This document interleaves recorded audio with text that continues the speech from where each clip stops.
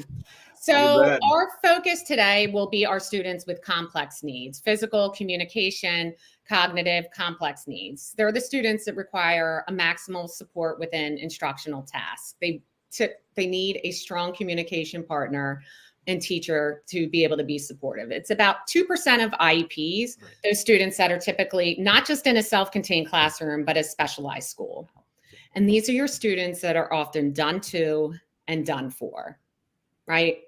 Everything kind of is just done for them and to them without, sometimes us just pausing to say, how can I pause for a second and give just an ounce of autonomy in this situation? Exactly. I love this picture. I love this. I love this slide. I'm stealing your slide. So I worked with a speech pathologist, one of the most brilliant women. She's since retired. I mean, I still meet up with her, and we would write IEP goals, and she would say, I don't think this passes the frozen turkey test. Right. Participation does, and you have to ask yourself when you're writing a goal or doing an activity, does this pass the frozen turkey test? If a frozen turkey can do it, it's not active participation.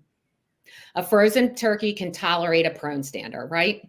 Yep. A frozen turkey can accept hand over hand. That is not participation. Right, really, right? I love it. Our students are capable of so much more. So education has moved far beyond basic care needs and just keeping people happy, right? Because in this world, we are meant to be participators and not spectators. I'll go to a student and say, okay, I am listening to you and watching you. Show me what is working for you today. Is it your head? It's your hands? Is it your eyes or it's your voice? I will honor anything you show me. Right.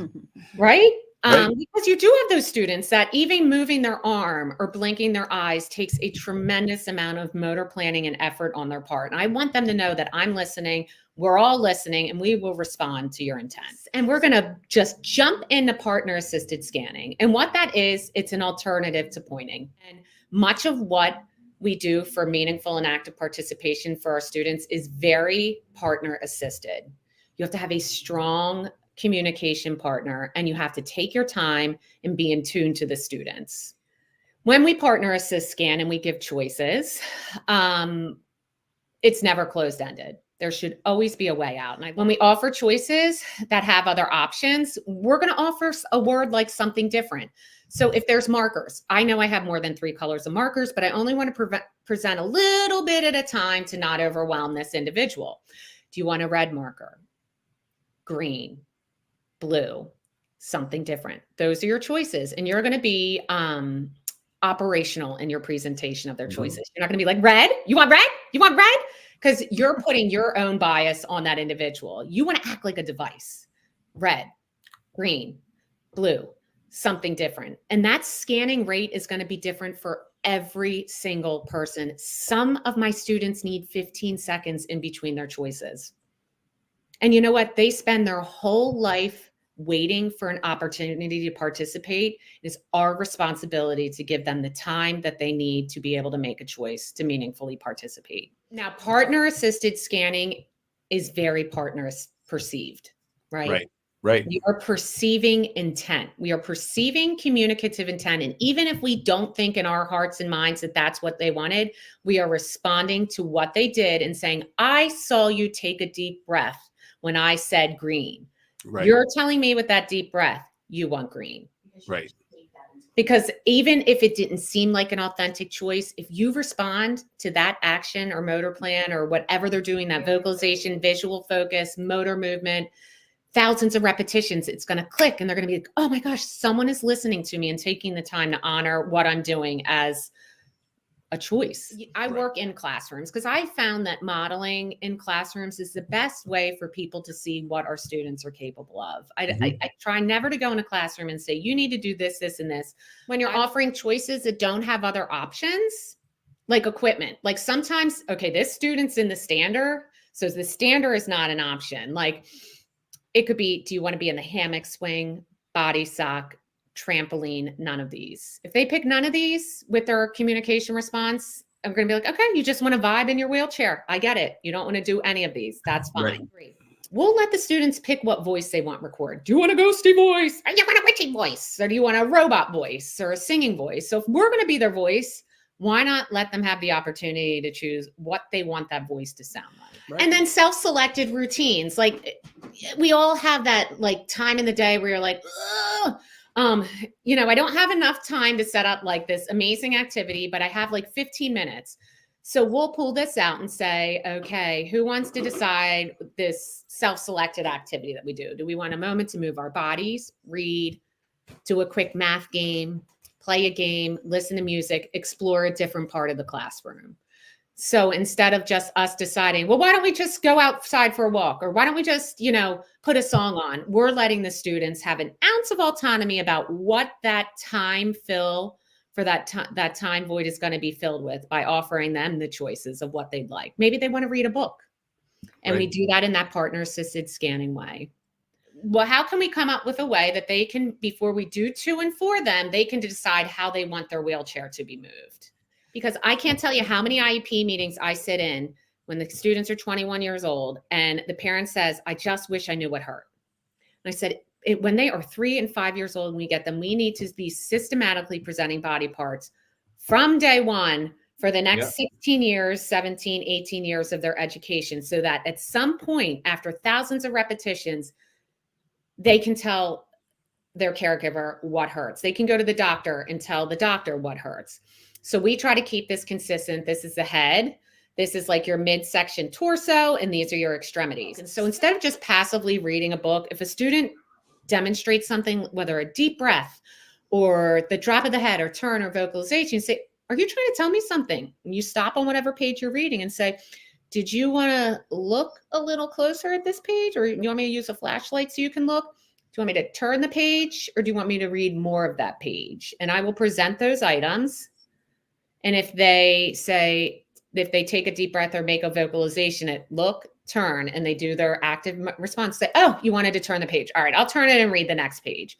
So again, instead of just doing to and for and reading, we're letting them know that when you do something, I'm listening and I'm watching you. You have a way to participate in this shared reading experience, because it's not shared reading if you are just reading to an individual. Other ways we use LessonPix during literacy, ULS gives you a framework of like what letters to do each month. So I might errorlessly put on a choice board, okay, we're learning about the letter N, N. Do you want to add to our word web? Do you want to add nail, nail, newspaper, nurse? And there's no wrong answer here, right? I'm not throwing in something to throw them off. We do Mad Libs. Every classroom should have a list of adjectives, verbs, and nouns to pull from.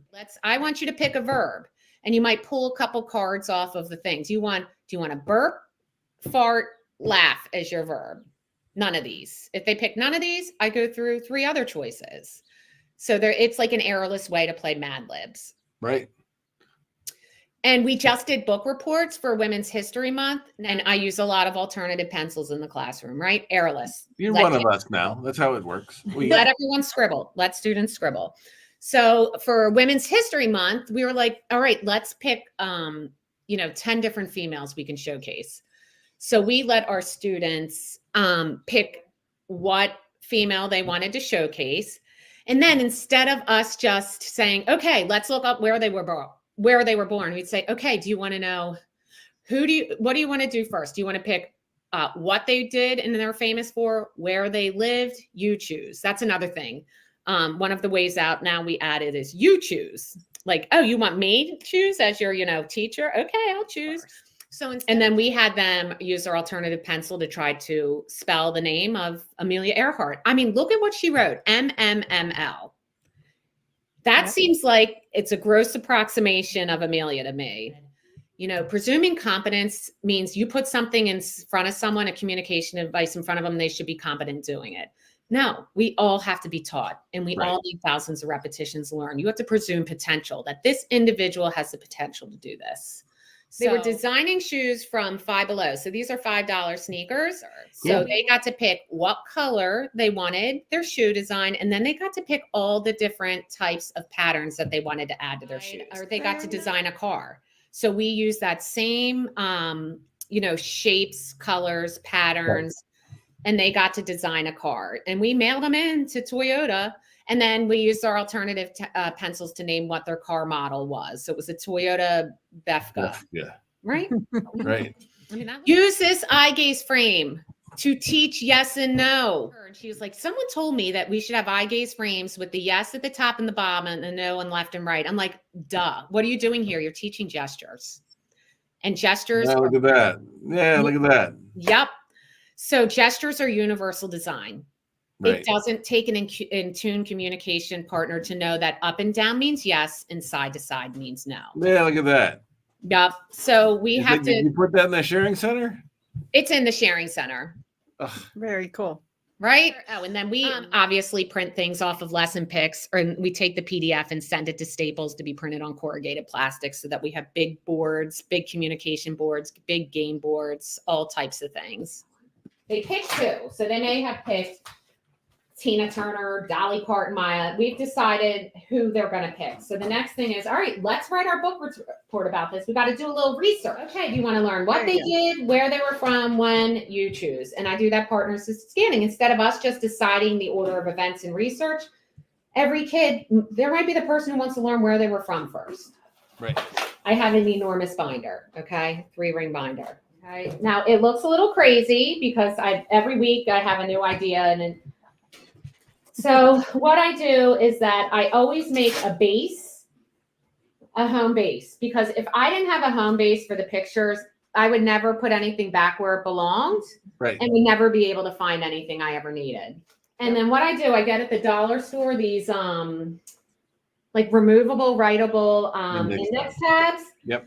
So that I tab the bottom so I know it's easier to find.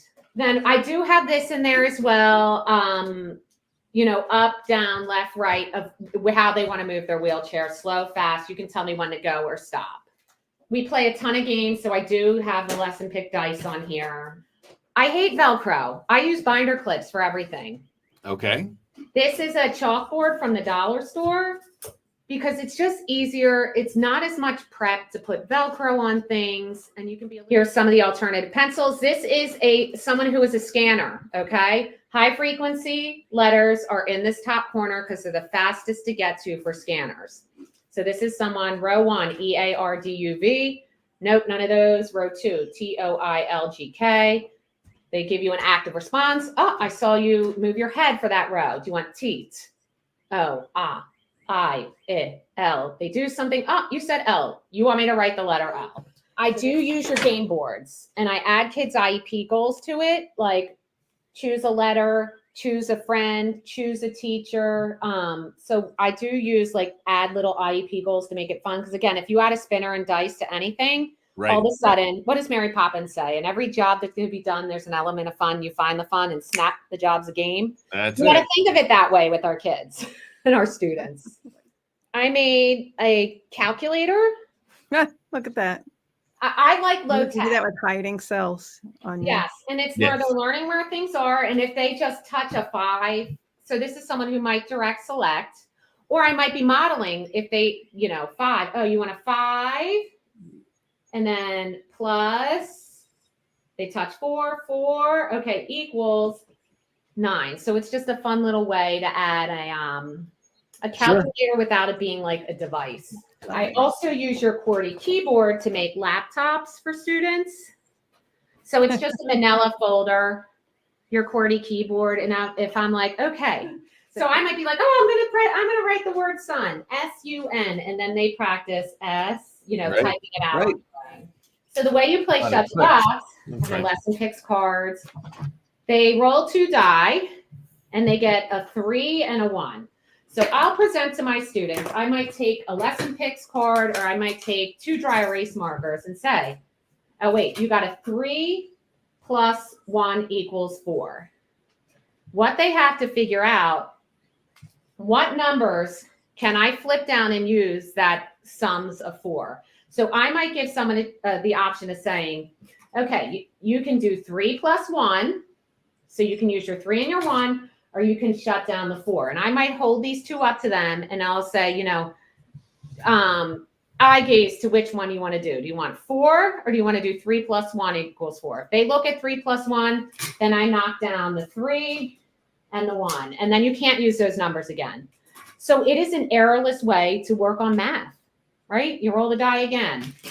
Okay, you got a 2. The only option with this, and I'll show them, the only option is to flip down the number 2. So I'm going to flip the 2 down. There's no other way that we can make a sum of 2.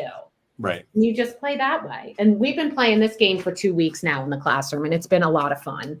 Like when you model and people see, it's the kids showing them what they can do. I show them how to present the materials, and the kids respond, and the staff sees it, and they just go with it. Right. And one of the great ways to start with this is with a game. Yes, So please. FineMotorBootCamp.net, we sell an adapted game bundle with all of these adapted game instructions, yeah. fun. Gotcha. So I it's love a that. great way to start in a classroom. Pick one game, model it, play it, do it. There's all the guesswork's gone on access method. Excellent. It's all there. Cool. So And we're gonna all have the to put a visuals link. are in LessonPix. Yeah. We'll have to put a link in the comments. Yeah. There you go. All right. All right.